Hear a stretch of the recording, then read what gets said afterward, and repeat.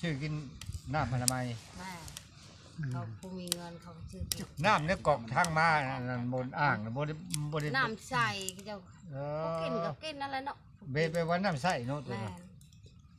น้ำเค็มไผ่กินคอยกินหมดเลยตู้เบิ่งแปลกอยู่บ่เอ่ยเหี่ยวเฮานี่อะไรว่าจะเบิ่งแปลกอยู่บ่มื้อนี้เอ่ยเหี่ยวนี่ค่อยเบิ่งแปลกมื้อนี้เจ้าบ่จะว่าค่อยสงสัยว่าเราซื้อครีมมื้อนั้นจะว่าจะให้หันเราซื้อครีมมื้อนี้หน้าคือว่าเฉาะใส่เนี่ยแม่แล้วมื้อน่ะแบบนี้ราศีเงินเราไปซื้อครีมมาจักชื่อพรคุณว่าครีมซื้อพรก็ทาครีมบ่ได้มันนั่งเป็นคืออยากเป็นตุ่มเป็นหมากนะบอกเพิ่นว่าเอาเงินบอกเพิ่นเอาเงินให้แล้วไปซื้อเอาใหม่ด้วยว่าครีมชื่อแล้วผักทำแดงเรียบร้อยแล้วแบบว่าหน้าตาเรามื้อนี้หันแบบว่าเฉาะใสนะมื้อนี้นะแบบอารมณ์ดีมื้อนี้ฮะบอกให้ท่าสติ๊กแดงๆแน่ว่าพอให้ผู้บ่าวมีกำลังใจแน่อยู่ปะบ่ท่าก็ได้เลยวะผู้บ่าวก็มักอยู่โอ้ยยำแรงคนละสิทายยำมีเวียกเนาะมันมีเวลาเนาะเห็ดเผ็ดเห็ดยำใดก็อายโมจังว่าละยำเวียกก็เห็ดเผ็ดเนาะโตเป็นคนถูกไปหากินหาอยู่น้อยมากไปหากินหาอยู่ไปใช้ก็มื้อนี่นะไปทัวร์มดจนมาหน่อยไปนำทัวร์ไปลิงปุ๊บไปลำเลยนะไปลำเลยที่ฮอดหน้าพุ่นเลยบ่แม่นคิดฮอดผู้บ่าวนะเป็นย่างไปเลยลมพัดแล้วก็ไปเลยบอกคนว่ากินฮอดบ่มีมาจากเนาะละมื้อละย่างไปตัวที่ตัวเด่นระวังเด้อไปหาเลยนะ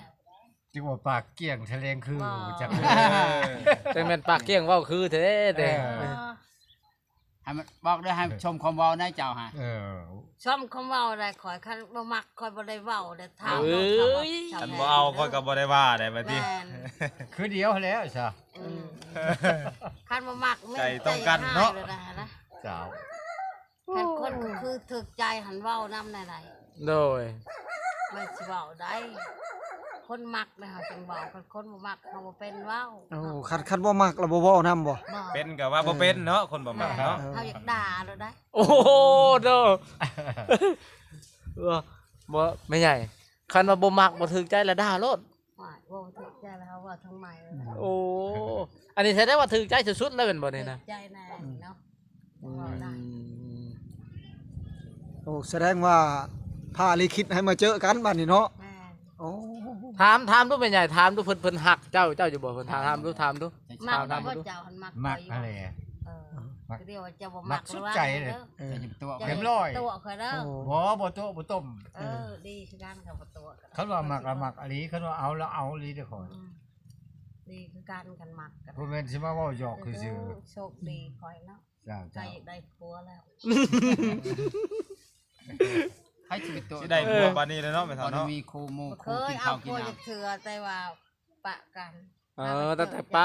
กับลูกกับผัวยังบ่เคยเอาจักเทื่อมีผู้มักก็บ่ได้ตอนนั้นได้ระบ่10ปีเนาะ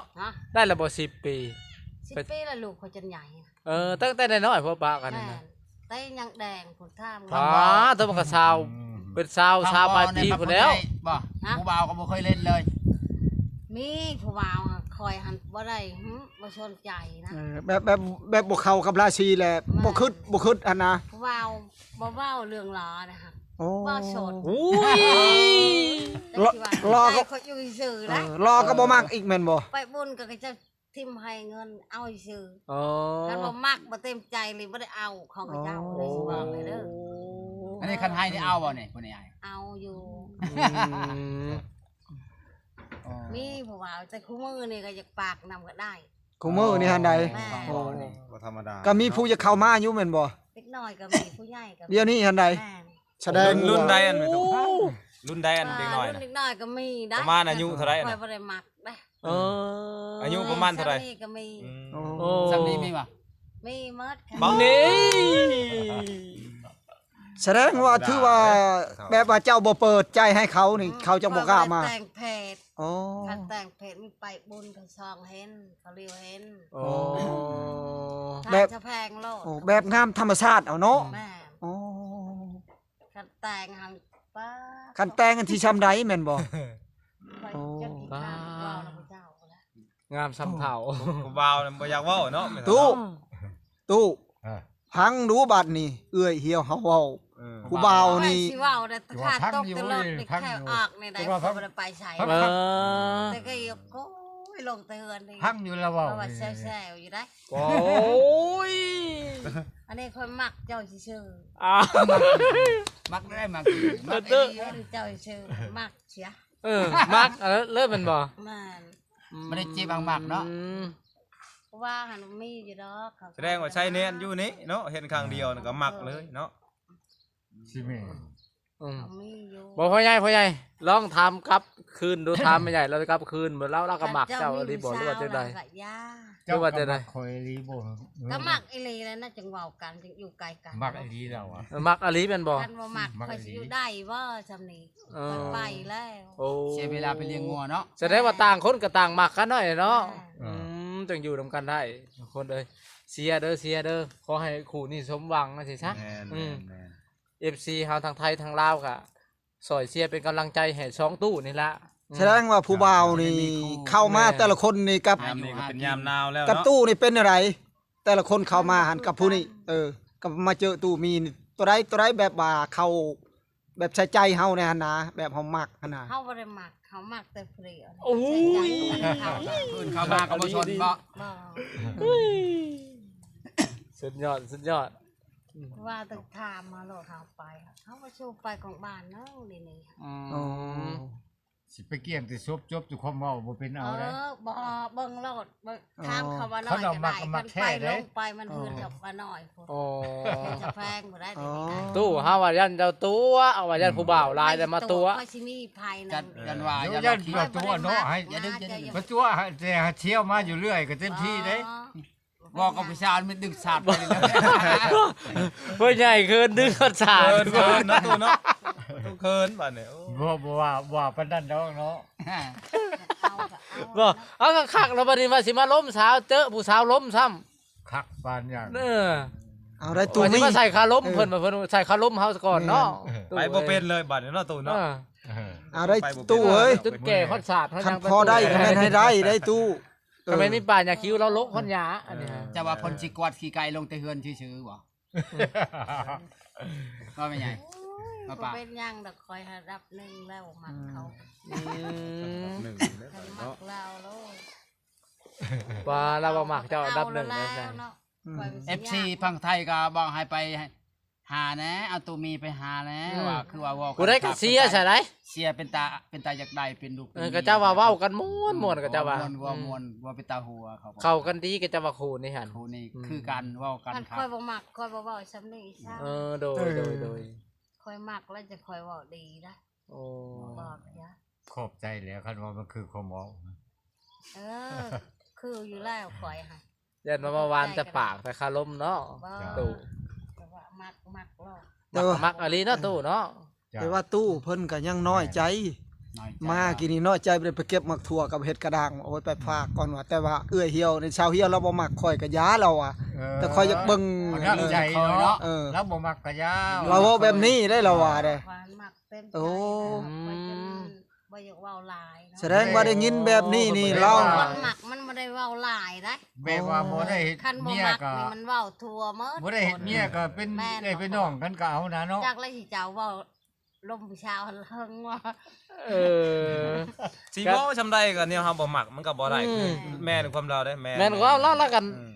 หาสิหึงบ่ได้กันบ่มีความหมาย เออ อืม เฮาต้องจำไว้ในใจโลดเว้าซั่น โอ้ แม่น แบบเข้าในใจโลดเนาะ แม่น โอ้แสดงว่าความหักคู่นี้กับทุกคนหน้ารุ่นอยู่ แม่นขอให้สมหวังเด้อสองตู้เด้อ โดย ทางลูกทางหลานมันก็ ชมความมุ่งมั่น เสียอยู่ที่นี่นะ ไปเนาะ อืม ส้ม ให้ชมกับความเราว่ามักบอกมักแล้วไปเอาผู้อื่นในใต้แล้วตัวมีเฮาอกหัก บ่เอาดอก อยู่ผู้เดียวซะ บ่ เนาะ เพื่อสิ ว่ามักบัดตู้พายกลับมาผัดสิไปนำลาวอีกบ่ได้เด้อ บ่ไปดอก นี่ก็เสียใจเนาะไปเห็นแบบ เว้าอ นั้น ยู่บ่เว้าอะไรนะหันว่าเฮาบ่อย่างนี้ เอาเลยเอาเดี๋ยวนั่น เราก็ว่าหักคือกันหั่นน่ะ เราก็ รับไปหาเงินได้เนี่ยรับไปปลูกอ้อยรับจ้างปลูกอ้อยโอ้ บ่ได้เป็นห่วงเรา บ่ ดอกแล้วหาเงินก็ดี สงสัยตู้พายเฮานี่สิเจ็บหนักอีกแล้วเที่ยวเนี่ย โอ้ยกว่าเขาตกรถปลูกอ้อยเออ อุ้ย เจ็บหนักแล้วผู้สาว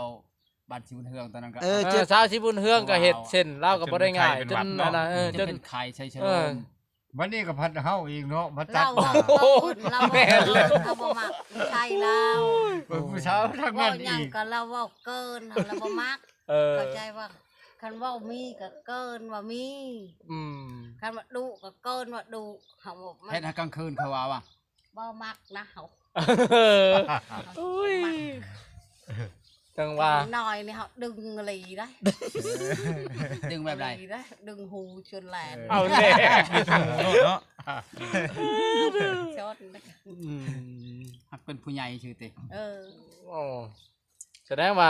บ่มักแล้วเนาะบ่มักประตูเพิ่นเนาะ ก็ถ้าบ่มักเขาอะบ่อยากได้เงินเว้าเลยเว้า ว่าจะบ่มักในสมมุติว่าเราจะมาเล่นน้ำเจ้าได้ชนะได้อยู่บ่ มาลินละล่าได้เพิ่นมาลินซื่อๆมาเยี่ยมมายาม ตู้พายฮะ